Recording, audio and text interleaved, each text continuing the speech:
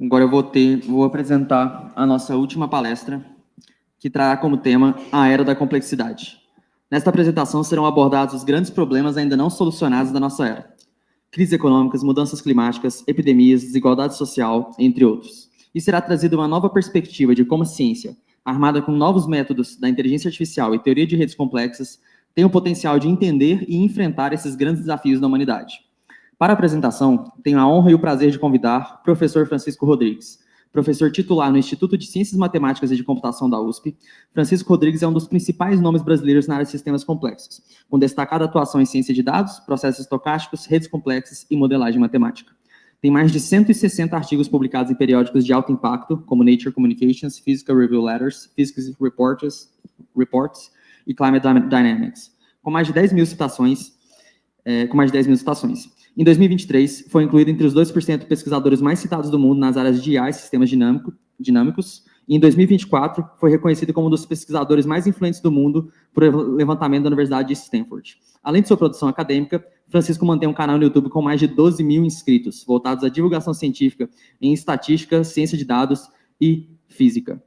Além disso, agora vem um agradecimento pessoal. O professor Francisco foi o meu primeiro orientador aqui na USP, que me deu a primeira chance de ter o privilégio de fazer uma iniciação científica com ele. Então, em nome da RAIA e o meu professor, muito obrigado e bem-vindo ao palco.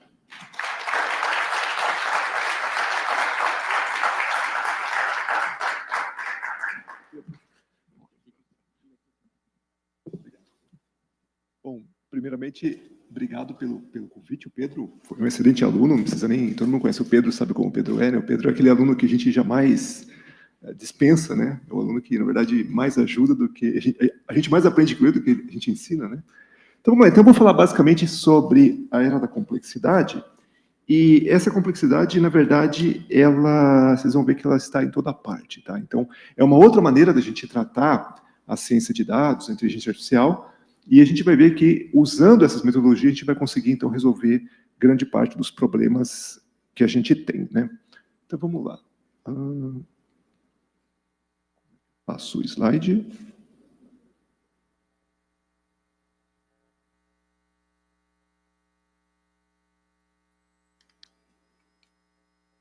Está funcionando?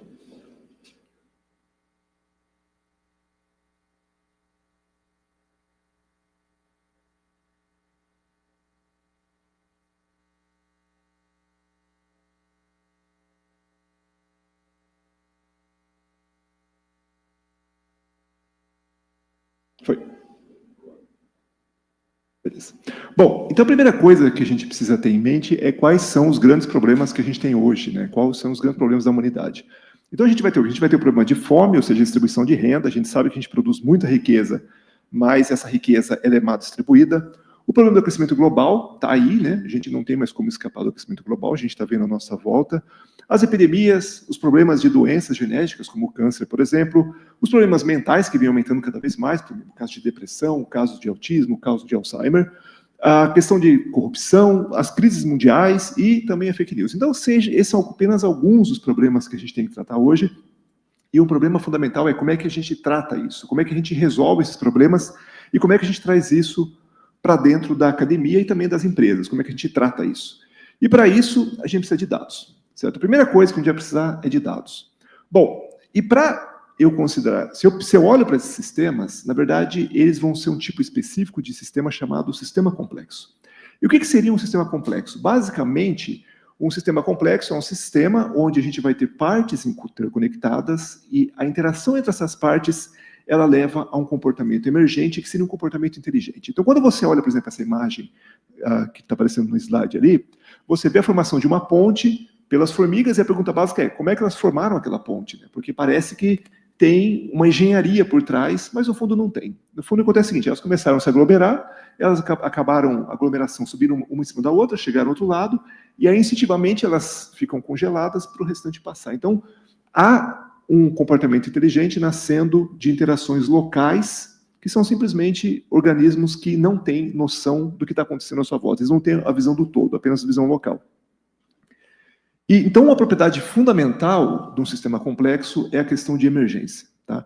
Então, quando a gente tem o nosso cérebro, a gente tem os neurônios, esses neurônios, eles atuam de maneira relativamente simples, eles recebem sinais e depois eles disparam, certo? Então, basicamente, eles são um sistema de integra-dispara, mas quando conectados, eles vão levar as regiões corticais, essas regiões corticais interligadas vai levar a nossa consciência, a nossa memória, ao nosso comportamento. Então, toda a nossa parte cognitiva, ela nasce da interação entre esses neurônios, ou seja, elementos simples.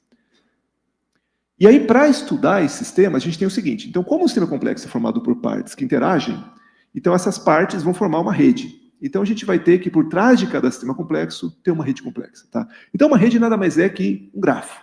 Então, a gente vai ter os elementos conectados. E aí a gente vai falar que, na verdade, um sistema complexo ele vai ser o esqueleto a rede, na verdade, vai ser o esqueleto do sistema. Ou seja, a gente vai ter um sistema, por exemplo, a nossa sociedade. Nossa sociedade, a gente tem as interações, essas interações levam à formação dessa rede, e quando a gente tem as epidemias propagam nessa rede. Então, ela vai ser o meio pelo qual a gente vai ter epidemias, a gente vai ter propagação de fake news, vai ter propagação de crises econômicas, diversos outros fenômenos. E essa complexidade está em toda parte. Então, se você olhar o Facebook, é uma rede formada por pessoas, então você tem lá os indivíduos, ele começou como uma rede pequena, evoluiu, a gente tem as proteínas, a gente tem a internet, que é uma rede de roteadores, temos as colaborações científicas entre cientistas que colaboram no mesmo trabalho, os aeroportos, a web, tudo isso são sistemas complexos e são sistemas que a gente pode estudar dentro do computador, ou seja, eu posso trazer sistemas para dentro do computador e tentar reproduzir o mundo real de forma a entender como que eles funcionam. E aí uma coisa interessante é que no ano 2000, foi perguntado a Stephen Hawking qual seria a grande pesquisa, qual seria a grande área da ciência no próximo século. Então, no século XVIII, no século XIX, basicamente, você teve a Revolução Industrial, então foi a era da termodinâmica que ajudou a desenvolver as máquinas a vapor e a eletricidade, que ajudou, então, na Revolução Industrial. No século XX, você teve a eletrônica e você teve também a genética, que a gente conseguiu decifrar o código genético. E o século XX perguntou para ele qual que seria. Aí ele falou que seria o século da complexidade. E por quê? Porque, na verdade, se você olha o desenvolvimento da física, ela começou lá com Isaac Newton, Galileu, olhando para o macro, ou seja, olhando para os planetas, e aí no século XX, a gente olhou para o micro, que seria a mecânica quântica. Só que o que está na nossa escala ficou sem muito estudo, certo? Ficou relegado, por exemplo, à psicologia, à biologia, porque eles achavam que não tinha como estudar, né? Porque como é que você vai modelar, por exemplo, o comportamento humano? Parecia uma coisa muito complicada. Mas a verdade aconteceu o seguinte, com o surgimento dos computadores e os dados, a gente mostrou que era possível, então a complexidade ela vai tratar dos problemas que estão à nossa volta. Então, por isso que ele disse que seria a era da complexidade, ou seja, todos aqueles problemas que eu falei são problemas que a gente vai ver como é que a gente trata usando a complexidade. Aí, no ano 2021, o Prêmio Nobel de Física foi para 3 cientistas que realmente estudam a complexidade. Tá? Particularmente o clima. Né? O clima a gente sabe que é um sistema altamente complexo, eu vou mostrar por quê. E para estudar esses sistemas, a gente não tem como escapar. Então, a era da complexidade é a que a gente está agora, porque a gente vai ter que tratar esses problemas de alguma forma. E para isso, então, a gente vai usar então, essas redes. Então, vamos ver como é que a gente utiliza. Eu vou passar vários exemplos do que a gente tem feito aqui no CMC e mostrar como é que a gente pode realmente entender todos esses problemas, por todos eles, tentar resolver alguns deles até, usando redes complexas. Tá? Então, vamos lá. Então, para eu estudar redes complexas, basicamente eu vou abordar de 3 maneiras diferentes. Uma seria a estrutura, a dinâmica e a aplicação. O que vai ser a estrutura? A primeira coisa que eu tenho que fazer é o seguinte, se eu conheço a estrutura da sociedade, eu posso saber, por exemplo, quem que é a pessoa que está mais conectada para eu poder vacinar. Então, a primeira coisa que eu tenho que fazer é entender como que esse sistema está organizado. Então, entender os padrões de conexões que eu tenho nessa rede. Depois que eu entendi os padrões, o que eu vou fazer? Eu vou simular processos dinâmicos. Então, eu vou simular, por exemplo, uma epidemia. Simulo uma epidemia no computador e aí verifico maneiras de eu poder controlar essa epidemia, como é que eu tenho que fazer, o que eu tenho que fazer? Eu tenho que vacinar, tenho que aumentar o distanciamento social, o que eu vou ter que fazer? E, por último, tem as aplicações. Então, a gente vai ver que a gente pode aplicar toda essa teoria em medicina, entender, por exemplo, como é que as doenças estão relacionadas. A gente vai aplicar, por exemplo, em esportes, por exemplo, entender como é que é um modelo, por exemplo, um jogo de futebol. Então, a gente pode ter várias aplicações possíveis que vão usar toda essa teoria.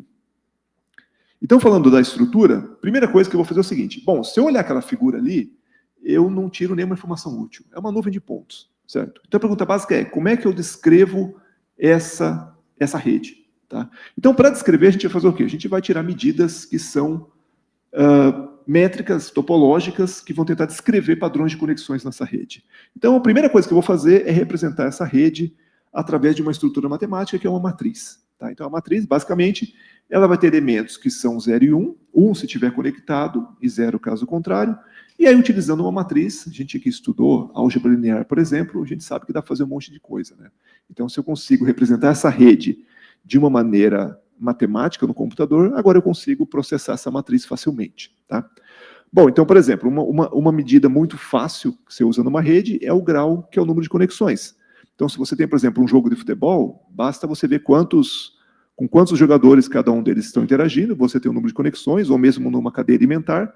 Então, basicamente, o número de conexões, embora pareça uma coisa muito simples, ela vai permitir, por exemplo, que eu diferencie uma rede aleatória de uma rede real. Por quê? Porque no caso aleatório, a gente pode ver que, basicamente, a gente vai ter ali uma distribuição que a gente vê que é uma distribuição, parece uma gaussiana, mas no fundo é uma Poisson. Então, a gente vai ter o quê? Você espera que as pessoas, por exemplo, tenham mais ou menos 1,70 m de altura e varia ali 1,40 m até 2,10 m. Não vai variar muito.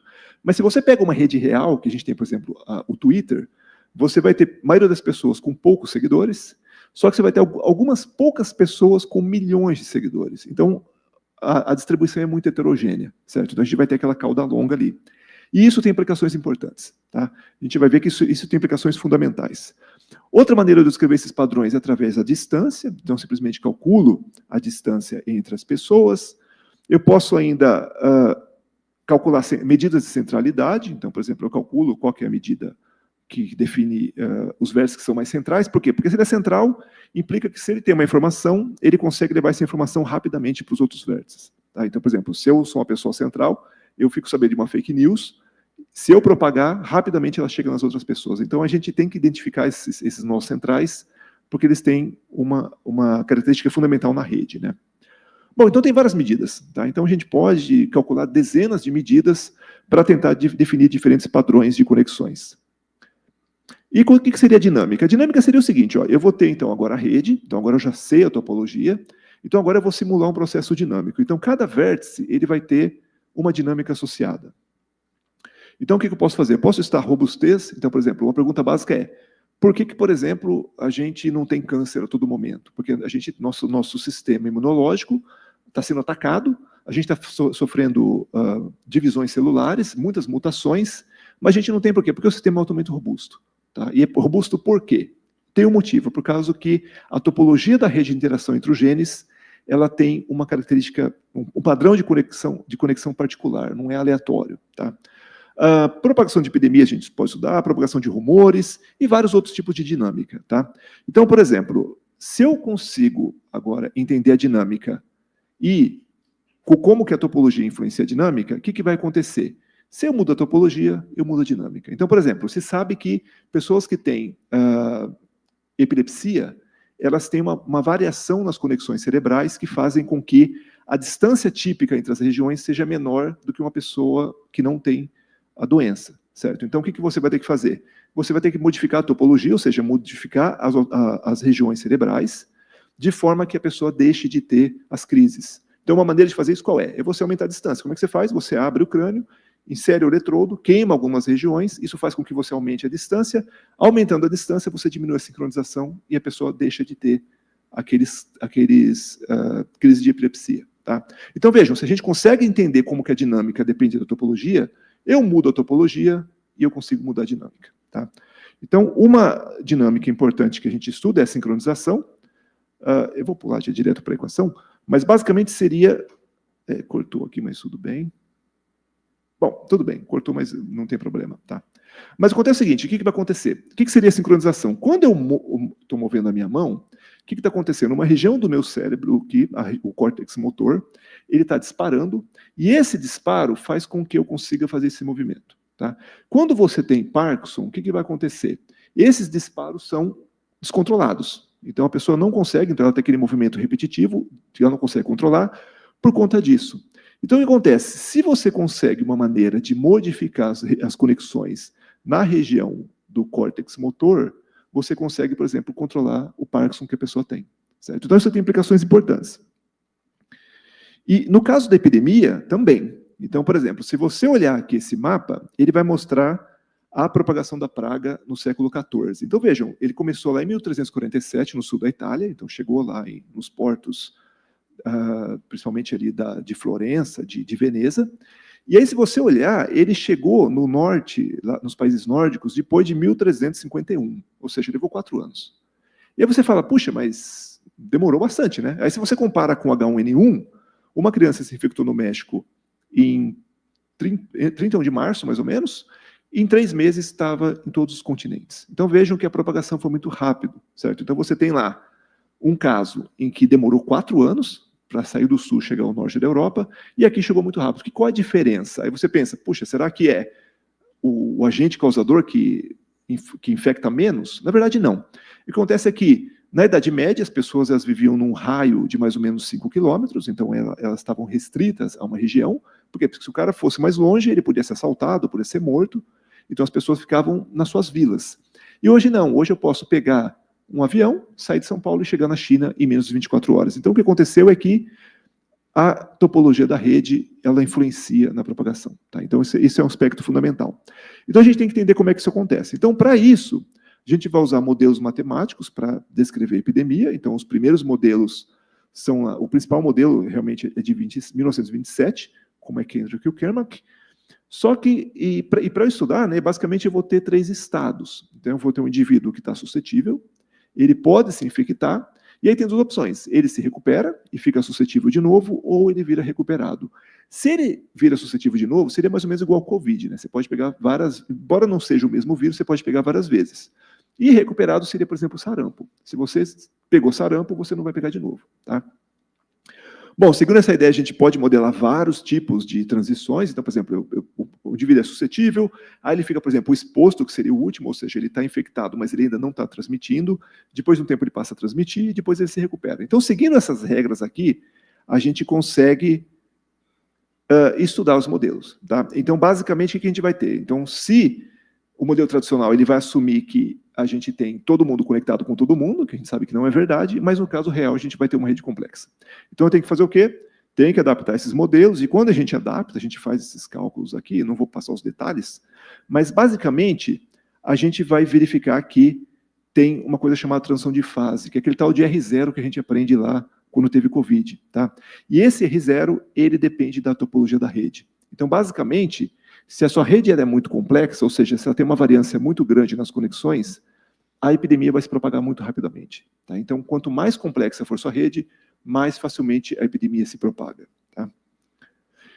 E aí tem vários. Tá? Então, dá para a gente estudar sincronização, colaboração, por exemplo, se eu quiser estudar como é que as pessoas colaboram numa empresa, dá para modelar isso daí, então dá para modelar vários processos em redes complexas. Tá? Bom, agora vamos para as aplicações. Então, a primeira aplicação que eu vou mostrar aqui, os trabalhos que a gente vem desenvolvendo é com relação ao clima. Então, por exemplo, aqui a gente tem um caso interessante que aconteceu na década de 40 nos Estados Unidos, que foi o seguinte: se você olha aquela curva ali, ela tem o número de casos de pólio e o consumo de sorvete. Aí você vê ali praticamente igual, certo? Então, quando teve um surto de poliomielite nos Estados Unidos, o pessoal achou que só poderia ser causado pelo consumo de sorvete, ele devia estar contaminado, por exemplo, certo? Mas não. O que se verificou? Aí depois fizeram estudos mais detalhados e verificou que, na verdade, a causa era a temperatura. Então, você tem uma influência causal, certo? Enquanto que o consumo de sorvete e o número de casos de poliomielite, há uma correlação. Então, vejam que correlação não implica causalidade por conta disso, porque se você tiver uma terceira variável que tem influência nessas duas, essas duas acabam sendo correlacionadas, mas a causa é outra. Tá?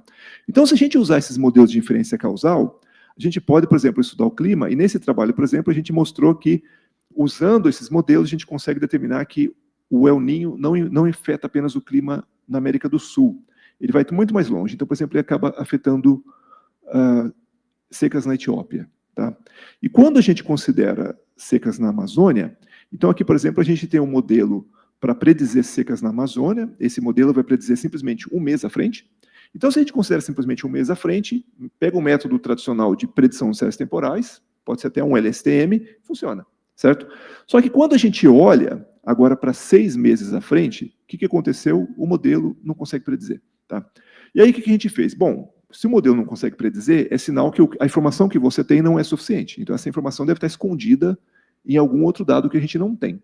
Então, o que a gente fez? A gente pegou a temperatura do globo todo, incluímos nesse modelo multivariado, e aí o que nós fizemos? Ajustamos quais seriam os principais causadores de seca na Amazônia, e a gente determinou que o El Niño era um deles. Tá? E aí, quando a gente inclui o El Niño no modelo, ou seja, eu faço um modelo incluindo várias séries temporais conjuntas, a gente pode ver que a predição melhora muito. Então, no fundo, a gente vê que conectar os dados, como se fosse uma rede complexa, acaba melhorando na predição e no estudo do clima. Então, a gente vê que usar simplesmente os dados separados acaba não funcionando tão bem. Outro problema que a gente tem tratado é a questão de doenças mentais, transtornos mentais, na verdade. E hoje, como é que você faz para você saber se você tem algum tipo de transtorno? Você vai no psicólogo, no psiquiatra ou no neurologista, ele vai te fazer uma entrevista, vai pedir alguns exames psicológicos, fazendo esses exames, ele vai chegar ao diagnóstico, ou seja, é altamente dependente da experiência do médico ou do psicólogo. Então, o que a gente pensou? Bom, vamos fazer o seguinte, vamos pensar numa maneira de fazer isso de maneira automática. Como a gente sabe que a topologia da rede influencia a dinâmica do sistema, é esperado que a topologia do cérebro influencie os transtornos. Então, o que a gente fez? A gente pega dados ou de eletroencefalograma, que você mede a atividade elétrica no cérebro, ou mesmo de ressonância magnética, a gente constrói a rede a partir desses dados, tiramos aqueles descritores que eu falei no começo, aqueles descritores que medem os padrões de conexões, aplicamos no algoritmo de machine learning e, com isso, a gente consegue, então, fazer diagnóstico automático. Tá? Então, por exemplo, aqui no caso da esquizofrenia, uma esquizofrenia que dá em jovens, a gente consegue em torno de 78%, em torno de 80% de acurácia, ou seja, eu consigo dizer qual é a probabilidade da pessoa ter o transtorno ou não. Quando a gente aplicou, no caso de depressão, a gente conseguiu quase 100% de acurácia, com uma acurácia bastante alta.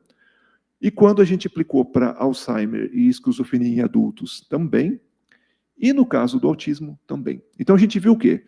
Que há essa possibilidade no futuro, não muito distante, da gente conseguir diagnosticar diversos tipos de transtornos mentais e do desenvolvimento, olhando a topologia do cérebro. Tá? Então, quando a gente olha as regiões, por exemplo, que estão associadas, elas fazem total sentido. Então, por exemplo, no caso do Parkinson, vai ser o córtex motor. No caso de autismo, vai ser as regiões relacionadas ao córtex frontal, que é relacionado, por exemplo, com relacionamento pessoal. Então, a gente nota que no futuro, não muito distante, a gente vai conseguir fazer esses diagnósticos de maneira mais precisa. Por quê? Porque, na verdade, a ideia aqui não é simplesmente falar se você tem ou não tem, mas falar também qual é o nível, por exemplo, que você está de Alzheimer, se está mais evoluído ou menos, ou mesmo que você não tenha nenhum sintoma, qual seria a probabilidade de você desenvolver isso no futuro. É claro que isso ainda é inicial, claro, porque são pesquisas que você tem, um custo de coleta do dado ainda é muito grande. Então, por exemplo, para coletar dados de ressonância magnética, exige que uma pessoa fique mais de 1 hora dentro de um scanner, que é uma coisa bastante custosa, certo? E principalmente se a pessoa tem algum tipo de transtorno, é pior ainda, né? Bom, outra pesquisa que a gente fez recentemente foi com relação às redes sociais. Então, a gente mediu a atividade do Twitter durante a eleição de 2022. E aí, o interessante é que, basicamente, o que a gente notou? Você olha ali, o grupo em azul são as pessoas de direita, em vermelho são as pessoas de esquerda, e o restante são jornalistas e outras pessoas de centro, outros indivíduos. Então, o que a gente notou?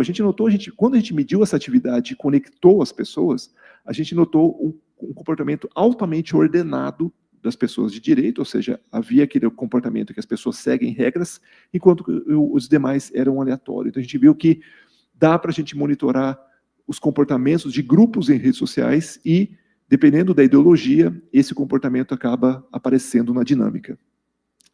Bom, no caso de doenças infecciosas, esse trabalho aqui, por exemplo, a gente melhorou alguns modelos de predição de dengue. Então, como é que a gente faz o caso tradicional? Você pega lá uma série temporal, o número de casos, aplica um LSTM e prediz quantos casos você vai ter, por exemplo, daqui a 6 meses.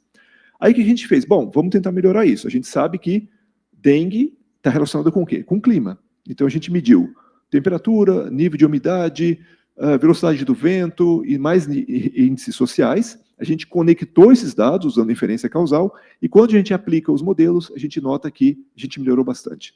Tá?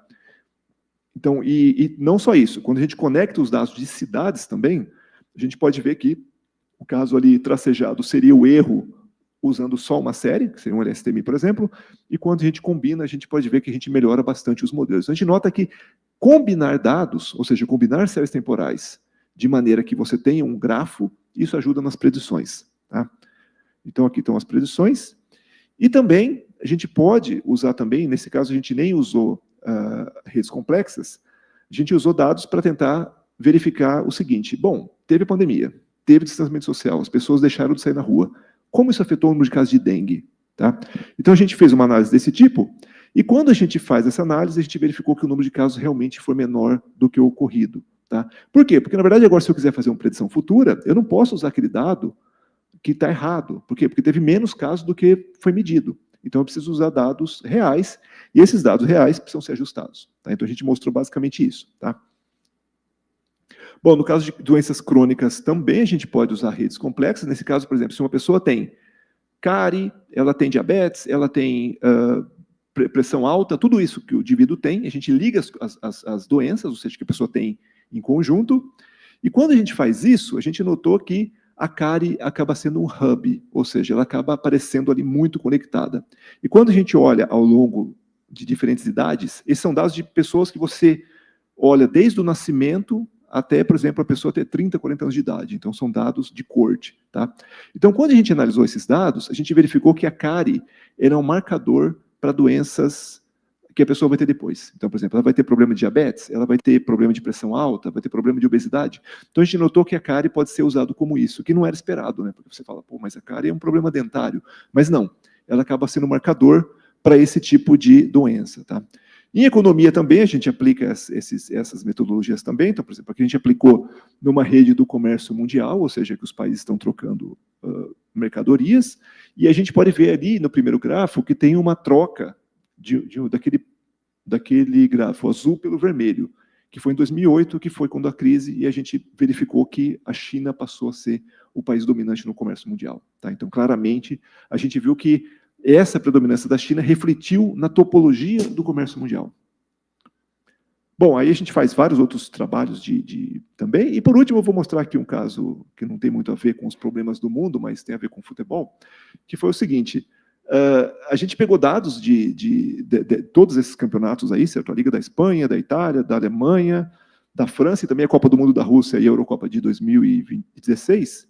E esses dados são assim, eles monitoram por vídeo e consegue saber os eventos. Tá? E aí, com isso, a gente vai ter, então, as redes. Então, a gente, por exemplo, gerou uma rede para o primeiro tempo, uma rede para o segundo tempo. Esse, por exemplo, é o jogo entre Real Madrid e o Barcelona. Essa rede, os vértices têm peso, porque representa quantas conexões quantos passes foram trocados, né? E aí, quando a gente faz uma clusterização inicial, a gente verifica que não tem diferença no estilo de jogo, entre os diferentes campeonatos, que é esperado, né? Como não tem diferença, o que a gente pensou? Bom, então vamos usar dados de diferentes campeonatos para treinar, para tentar predizer um outro campeonato. Então a gente fez o seguinte: primeiro, bom, tudo bem, sumiu aqui o slide, mas não tem problema. Então, assim, basicamente o que a gente fez? A gente pega e tenta predizer se o time da casa vai ganhar ou perder. Então a gente pegou os 5 últimos jogos anteriores, certo? Da casa e do visitante, montamos aquele grafo, tiramos medidas daquela rede, treinamos o modelo e a gente consegue predizer com mais ou menos 77% de acurácia se o time da casa vai perder ou se vai ganhar. Tá? Quando a gente coloca o empate, isso cai para em torno de 70%, acaba piorando um pouco. Tá? E aí depois a gente fez o seguinte: bom, vamos fazer o seguinte, vamos treinar o modelo com todas aquelas ligas para predizer a liga seguinte. Tá? Predizer, por exemplo, a Liga da França. E quando a gente faz isso, a gente nota que a gente conseguiu, e a gente simula, né? Simula os jogos usando o modelo que a gente treinou, e a gente mostra que a gente consegue predizer, por exemplo, a gente conseguiu predizer a Premier League e a Copa da Alemanha e da França, quem era o campeão, certo? E aí teve uma troca de primeiro e segundo nas demais, mas a gente conseguiu predizer bem, tá? Bom, como o tempo está curto, aqui tem várias aplicações diferentes, mas eu vou falar só sobre os problemas que a gente tem hoje. Tá? Então, hoje, o que a gente tem? A gente tem um problema de dinâmicas temporais. Então, a gente, por exemplo, quando eu vou modelar a epidemia, eu preciso dessa dinâmica temporal. Então, por exemplo, agora a gente está aqui nesse auditório. A gente vai sair daqui e vai encontrar outras pessoas. Então, as conexões mudam com o tempo. E a gente não tem dados para isso. Esse é um grande problema. Então, por exemplo, a próxima epidemia, a gente tem medo por quê? Porque a gente não tem esses dados. Porque se eu tivesse esse dado, o que eu vou fazer? Eu vou ter um monitoramento, como é que as pessoas estão se encontrando, uma pessoa vai notificar que ela ficou doente, se ela ficou doente, eu vou lá, rastreio todos os contatos que ela tem, consigo isolar aquelas pessoas, consigo aplicar a vacinação e consigo controlar facilmente uma epidemia. Só que o problema qual é? O problema é o seguinte, embute o problema da privacidade. Então, será que todo mundo tem essa possibilidade de permitir com que você seja monitorado 24 horas por dia? A maioria das pessoas não vão querer fazer isso, certo? Então vai ser um problema que a gente tem. Bom, tem a questão de multicamadas, então a gente tem, por exemplo, redes genéticas que estão conectadas com redes metabólicas, que estão conectadas com proteínas. Você tem movimentação pelas ruas da cidade, ou por ônibus, ou por metrô. Então você tem diferentes camadas. Ou você pega uma informação no Twitter, aí você transfere ela para o Instagram. Então você tem redes conectadas com redes. E esse é um outro problema que a gente tem também, que a gente vai ter que tratar, e falta dados. Tá? Então, assim, ainda tem muito o que ser feito. Tá? Então, essa área é uma área que começou faz 25 anos, basicamente. Então, é uma área que ainda tem muito o que ser feito, e ela acaba tentando resolver um problema que a ciência de dados geralmente não trata. Porque se você pega a aprendizagem de máquina tradicional, o que vai acontecer? Vai assumir que as suas observações são independentes e identicamente distribuídas. Ou seja, elas não se conectam. Tá? Enquanto que no mundo real, a gente vê que os dados são formados por observações conectadas. Então, quer dizer, você tem que retreinar esses algoritmos, tentar desenvolver novas metodologias. Na verdade, precisa desenvolver uma nova estatística para tratar esses casos. Então, os casos que a gente trata, geralmente, são casos ainda muito simples, mas tem a possibilidade de a gente tratar esses casos mais complexos. Tá? Bom, esse é meu contato, certo? Então, quem tiver alguma sugestão ou dúvida, pode me mandar para o meu e-mail direto, tá? Então, e de novo, obrigado pelo convite.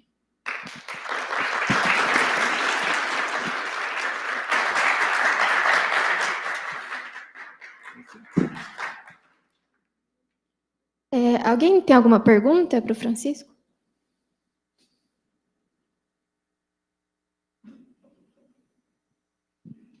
Boa noite. Você comentou um pouco sobre a utilização de machine learning mais tradicional e desenvolvimento de novas técnicas, né? E eu vi que boa parte das aplicações, na verdade, você extrai informações topológicas das redes e aí você usa algum algoritmo para tentar predizer, ou, por exemplo, uma extração, uma seleção de variáveis para você colocar dentro do seu novo algoritmo. Na parte de modelagem dos sistemas dinâmicos ali, existe alguma coisa já, alguma linha de pesquisa, por exemplo, algum modelo de aprendizado de representação, como uma GNN ou alguma coisa que ajude a gente a modelar a interação? Por exemplo, mesmo que a gente consiga modelar a epidemia, eu, por exemplo, posso ficar mais em casa se eu estiver contaminado, quanto uma pessoa ela pode ir para a rua e ajudar a contaminar mais pessoas. Como que a gente está pensando isso hoje no ambiente de pesquisa? O problema é que isso que eu te falei, o problema todo é que a gente tem que monitorar e a gente não tem esse dado de monitoramento, certo? Mas você pode tentar inferir, né? Então, por exemplo, você pode pegar dado do celular e pela movimentação você tenta inferir os contatos daquela pessoa, certo? Mas o problema todo de inferir é que nem o problema do cérebro. Por exemplo, quando a gente usa dado de eletroencefalograma, você tem, por exemplo, 50 regiões e essas regiões você tem um sinal que é uma série temporal, que é um sinal elétrico. A pergunta básica é como é que eu conecto esses sinais? Porque você sabe que uma região está influenciando outra, mas você não sabe se elas estão conectadas.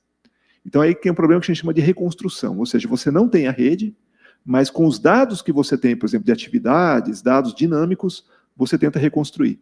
Certo? Esse é um problema bastante complicado até, mas que está sendo desenvolvido. Então tem muita gente trabalhando nisso, geralmente eles usam métodos bayesianos, por exemplo, mas é um problema em aberto. E esse da epidemia é um problema crucial, né? Porque a gente precisa realmente achar uma maneira de tentar inferir essas conexões entre as pessoas. Mais alguma pergunta? Vai ser a última devido ao tempo. Francisco, parabéns pela apresentação. Obrigado, Paulino. Você tem contribuído bastante para as redes complexas. Eu queria só fazer uma pergunta, assim, uma coisa dúvida, assim mesmo, na parte de redes complexas, né? Porque normalmente a gente trabalha com as redes complexas com ligações que são fixas, né? Então a gente assume que existe aquela ligação, né? Até é um pouco difícil da gente trabalhar com redes com peso, redes direcionadas e tal. E se a ligação fosse probabilística? Como que as coisas ficam? Essa é uma boa pergunta, porque, na verdade, quando você tem probabilística, no fundo, você é uma matriz de adjacência que vira uma matriz aleatória, certo? E aí você vai ter que tratar essa matriz, por exemplo, você pode ter uma variável aleatória, é um número, certo? Um vetor aleatório é um vetor de uma dimensão. Só que aí você vai ter o quê? Vai ter uma matriz aleatória. Só que o problema todo é o seguinte, se você assumir que todas as entradas têm a mesma distribuição, isso aí tem teoria já pronta, que aí você consegue deixar qual que é a distribuição dos autovalores. Então, por exemplo, dado que a distribuição é essa, você sabe qual é a distribuição dos autovalores. O problema é o seguinte, o problema é que não é assim, né? É heterogêneo, certo? E aí o problema é completamente aberto ainda, a gente não sabe como fazer. A gente sabe fazer o caso mais simples. Obrigada, uma salva de palmas para o Francisco.